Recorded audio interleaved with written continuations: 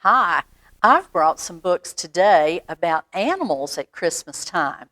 This first one is a funny story, something I'd never thought of. It's called When Cows Come Home for Christmas. Cows come home for Christmas. Well, I don't know about you, but I've never quite seen a cow that looked like this. Look at him. It's all dressed up for Christmas. Got a Christmas packages in her arms. Even got a little pink on her cheeks. I've never seen a cow like that. Let's find out about when cows come home for Christmas. This story is by Dory Chicanis and illustrated by Lynn Chapman. Look at these cows all dressed up. This one's up there singing. Look at it. All dressed up. So when cows come home for Christmas, they clomp right through the door. With shining bells and polished horns, they're gathering once more. Let's look at these cows. Look at them all dressed up, big ones and little ones and mamas and daddies, even some babies. Maybe that's a grandpa with his glasses here. Look at this one. That must be a teenager. He's got a T-shirt on that says cows are cool, and he's got his earbuds in, listening to some music. Those are quite some interesting cows, aren't they? I don't have cows like that at my house. Well, Louise comes from Michigan and Musha from New York, while Lindy Sue comes all the way from Hoofenberry Fork. Look at them. Look at this one. She's got a bell around her neck and a pocketbook on her arm. This one's got a bell too. And a button that says, I love New York. What a festive looking group of cows. The tiny house gets crowded. The relatives all there. A herd of uncles and cousins and aunts fill every bench and chair. My goodness, the house is crowded, isn't it? Does your house get crowded at Christmas when all your family comes to visit? Look at them. There is one empty corner where the sofa used to be. Pa clears that corner out every year to make room for the Christmas tree. Bring in the tree, unpack the lights, find the ornaments, find some more. They danced a cowpoke polka, and then, what do you think's going to happen? Then, two hooves crash right through the floor. Oh my goodness, look. She was dancing so big and fancy, her hooves went right through the floor. Everybody's worried. What in the world's going to happen next? I cannot move, cries Musha. My feet are stuck too tight. Well, the nieces and nephews and aunts and uncles pulled and pulled with all their might. She's still stuck. They tugged and they pushed and they pulled the cow, but just can't get her loose and free. And Lindy Sue begins to moo. There's no room for the Christmas tree. I'll go get the tractor, says their pa. The tractor strains in second gear. She just won't budge an inch, says Ma. We'll just have no Christmas tree this year. Oh my goodness, look at the tractor trying to pull her out of the floor. What a sad thing. They don't think they're going to be able to have a Christmas tree this year. No tree. Great.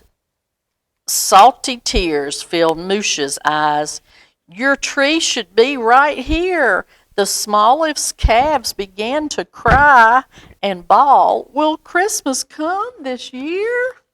Oh, they're so sad. They're afraid that there won't even be a Christmas. While all the grown-ups just scratch their heads, a baby calf named Dale heads straight for Musha with a star and hangs it on her tail. Oh my goodness. Look what baby Dale has done, announces Lindy Sue. He's decorated Musha's tail. We'll decorate her too. The cows string lights around her horns, silver, yellow, red. They cover her with ornaments from tail to twinkling head. Boy, they are decorating her up pretty, aren't they? So, oops.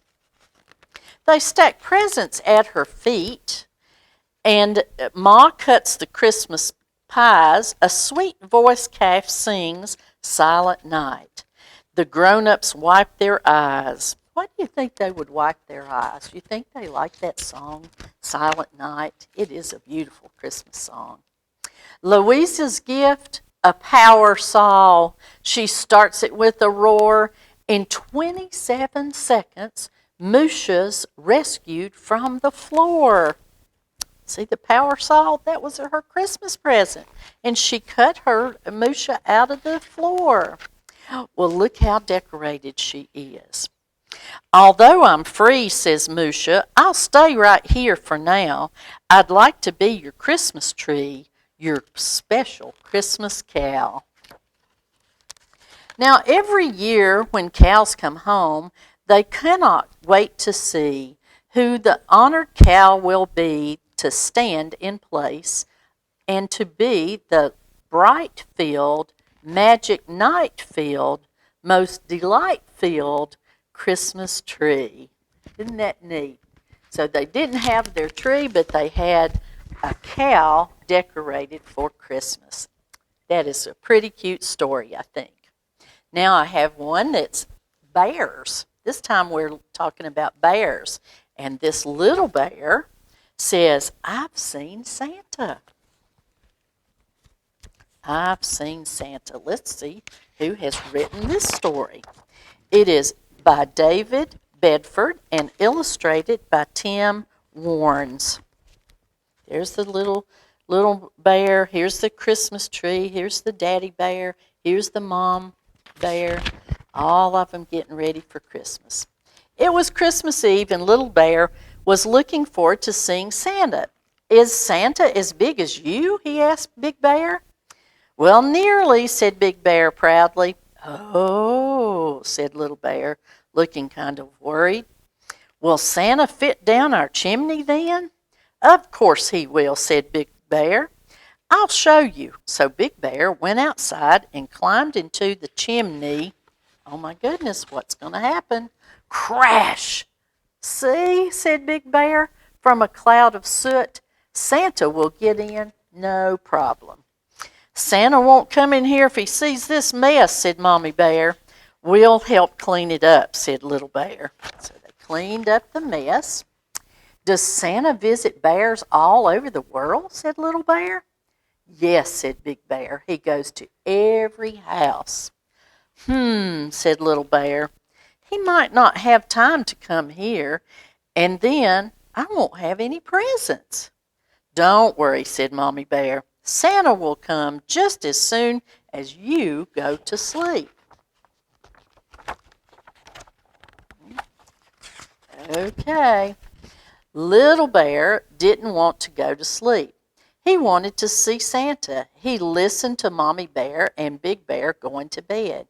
And then he heard gluck, gluck, gluck, gluck, gluck. What in the world was that sound? Someone was downstairs. Someone big was sitting by the fireplace. Yes, whispered Little Bear, it's Santa. I've seen Santa. Little Bear tiptoed up and saw Big Bear. That's Santa's milk, said Little Bear. I only wanted just a sip, said Big Bear, before I go to sleep. He took Little Bear's hand. Come on, Little Bear, let's go to bed. So Big Bear was stealing Santa's milk, wasn't he?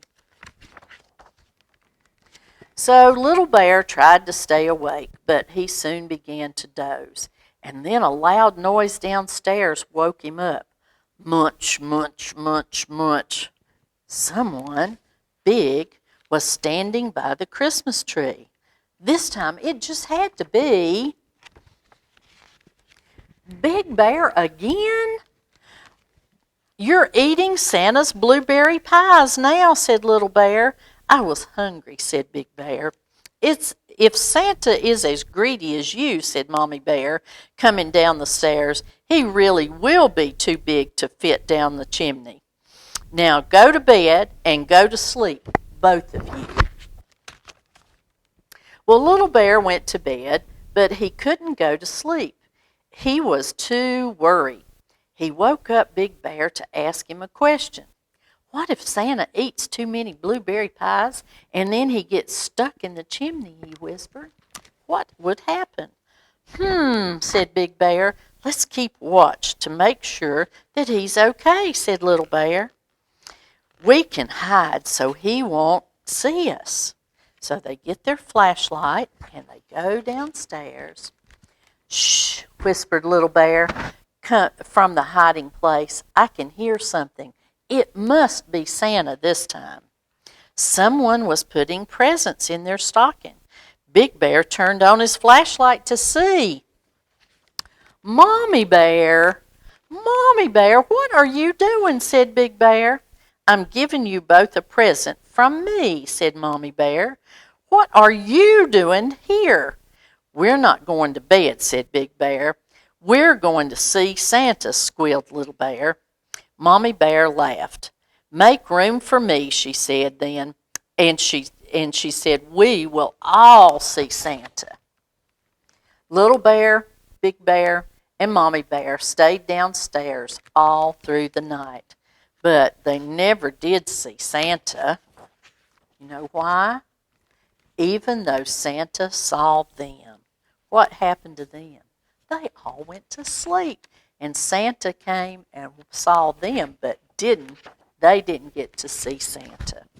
So that's a story of when the cows come home for Christmas and I've seen Santa. Thanks for joining me today.